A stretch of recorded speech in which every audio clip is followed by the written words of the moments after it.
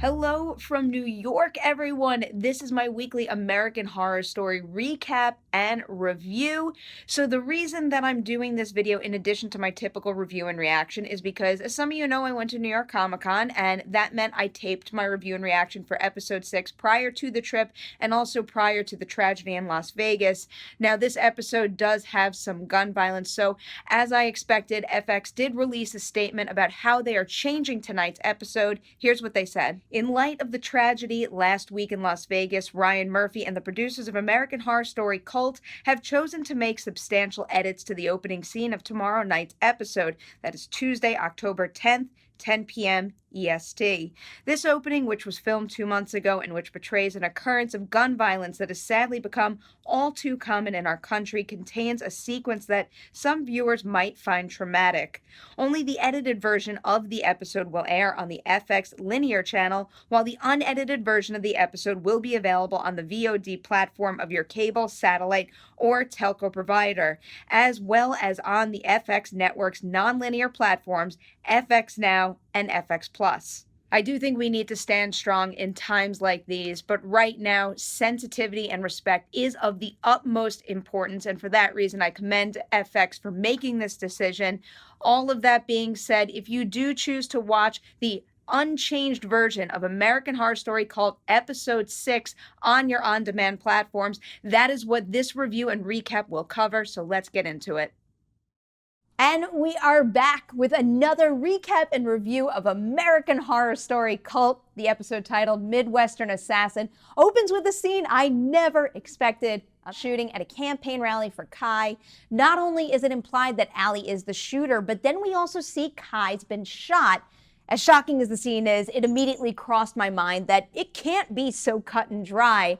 Allie looks terrified, so I assume the episode would pave the way to this shooting in a way that gives Allie a motive or maybe adds a little twist to the situation. And sure enough, then the episode cuts back to the moment when Allie spots Meadow banging on her window. After Meadow is dragged away and after Allie hangs up on Ivy, Dr. Vincent calls and Allie looks like she immediately starts connecting the dots. All along, she's been so afraid to be in that house alone, but not being able to trust anyone creates what I think is an even more terrifying type of solitude. But it actually motivates Allie. She arms up and storms over to the Wiltons to save Meadow. They manage to outrun Detective Samuels and Harrison, and then they go hide out at the restaurant where Meadow tells Allie all about the cult. Ivy's in on it, the chemical trucks are just water trucks, and ultimately, they're trying to scare everyone and soften them up in preparation for what Meadow calls the takeover. But Allie isn't buying it, and she insists that Ivy's not a joiner, she doesn't believe in anything, and that's when Meadow tells her it's kind of how it starts. If you already believed in something, there wouldn't be any room for him. Meadow continues to reveal how they manipulated Allie, telling her that Kai paid those protesters to show up at the restaurant. She also tells Allie that you can't just join the cult. Kai has to choose you. Cut back to December 2016. Apparently, Meadow's been in love with Harrison since she was 10 years old, but she admits she never knew what love was until she met Kai. Meadow was growing increasingly frustrated with the thought that she didn't have it all, as far as society expectations at least.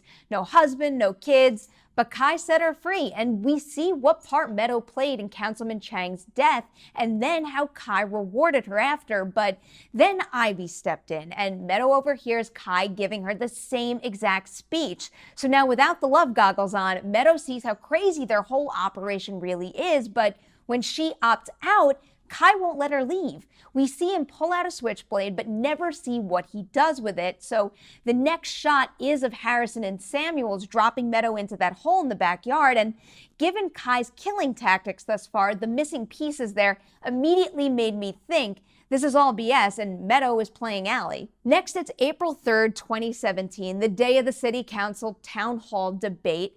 Everyone's eating up Kai's speech about making change on the local level, except one. American Horror Story veteran Mare Winningham, who's playing Sally Keffler this season. She calls him a snake oil salesman and pegs exactly what he's doing, trying to make the people scared. She calls Kai and Trump not the garbage, but the flies that the garbage has drawn, and declares they should stop worrying about the flies and start hauling away the garbage. After that, she announces that she's running for city council too. Jumping back to the day after the 2016 election, we get a conversation between Winter and Ivy. Ivy's freaking out because she saw Gary's hand at the polling station and she feels responsible. Winter tells her not to worry, her brother can fix anything. And that's when Ivy meets Kai for the very first time. Kai tells her, "Take my pinky," and she gives him the appropriate response. She laughs at him, but then Kai tells her all about Gary, leaving Ivy no choice but to do it unless she wants to get caught. So during their pinky session, she tells him that the thought of laying next to Allie in bed fills her heart with dread. She continues by telling Kai when she first started to hate Allie, and it was when Oz was born, giving us a scene that reveals Allie is his birth mother and Ivy's jealous. She couldn't carry him herself, but the fact that Ivy referred to him as my son didn't help. In the end, Kai gives Ivy the impression that he might be able to help her, Winter, and Oz live happily ever after together without Allie. Back to the present, Allie leaves Meadow with Dr. Vincent while she goes to talk to Sally, which felt a little odd given I got the impression Allie thought Dr. Vincent was connected earlier in the episode. But anyway, Allie tells Sally all about Kai and his cult. Much to Allie's surprise, Sally believes her. But this is Allie we're talking about here, and she can only experience relief for a little while. The clowns burst in, and I caught a new mask in the mix, one with a big smile and bulging eyes that now belongs to Gary. Allie manages to escape and hide, but Sally takes a stand and winds up dead because of it. After Kai shoots her, Ivy in the elephant mask walks off and finds Allie hiding in the bathroom. Ivy never reveals her identity, but Allie knows it's her and Ivy just leaves her there. Back at Dr. Vincent's, he tells Allie that Meadow left and that she didn't tell him anything about a cult. When she realizes Dr. Vincent still doesn't believe her, Allie storms out, and that's when the episode cuts back to the rally. And in comes that twist that I was waiting for. It was Meadow with the gun, not Allie. She shoots Kai in the leg and then shoots anyone else she can before Allie tries to stop her. But unfortunately, Allie can't stop Meadow from shooting herself, and then Allie is left standing there with the gun in her hand when the police arrive. And the twists don't stop there. We cut back to the moment when Kai has that switchblade, and it's revealed he didn't use it on Meadow, but instead planned this whole thing with her, sending her to Allie and then getting Meadow to try to assassinate him. So yet again, another episode that builds characters, but also sparks a number of very pressing questions. The first thing on my mind after Midwestern Assassin wrapped up is the group ever going to find out that Kai planned the whole thing with Meadow? My guess is he wants it to be a no, because that would probably cause some concern among the group, and clearly he had her wrapped around his finger, so there was really no need to worry that she'd blab to Harrison.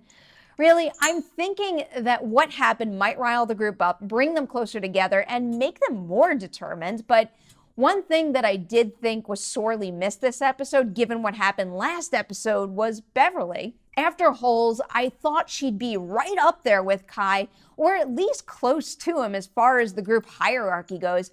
She kind of took a back seat this episode, though. Maybe she's planning something and waiting for the right time. And how about Dr. Vincent? For a minute, I thought maybe Meadow knew who he was, but then why would the show bother showing us that scene of her getting a call from Kai if that were the case? I've got a feeling Dr. Vincent is going to reveal himself to Team Kai, and it's going to be in a really big way down the line. And what's left for Allie at this point? She's got no one helping her. Maybe we will meet a new character in the next few episodes that'll give her a hand, but unless Kai manipulates the system and gets her out of prison to further his agenda, I can't really predict how she might come back into play. But of course, we're talking about Sarah Paulson. She's not just going to disappear from the season. I'm also hoping we get a little something more from Colton Haynes sometime soon. It was a nice nudge forward when they revealed he was a cult member, but we still don't really know anything about him, and he hasn't really done all that much to stand out either. Given the fact that Colt is offering up backstory one by one, though, I'm going to assume he'll get his time soon enough. But for now, I really appreciate how focused this season has been, focused on a specific group of characters that it builds, and from episode to episode, focused on specific events that one, make each episode a satisfying watch on its own, but two, also connect to the full season in a way that makes it more mysterious and more engaging. So that's where my head is at after episode 6. But what about you? Give me your thoughts and predictions in the comments below. And with that, now is the time to give good old Scuba Steve a Patreon shout out. You rock, buddy. Thank you so much for continuing to support the Patreon campaign this month. You are the best. And for anyone else who wants to join in on that, the link is in the description section below, so check that out. And I'll see you next week with a recap and review of American Horror Story called Episode 7.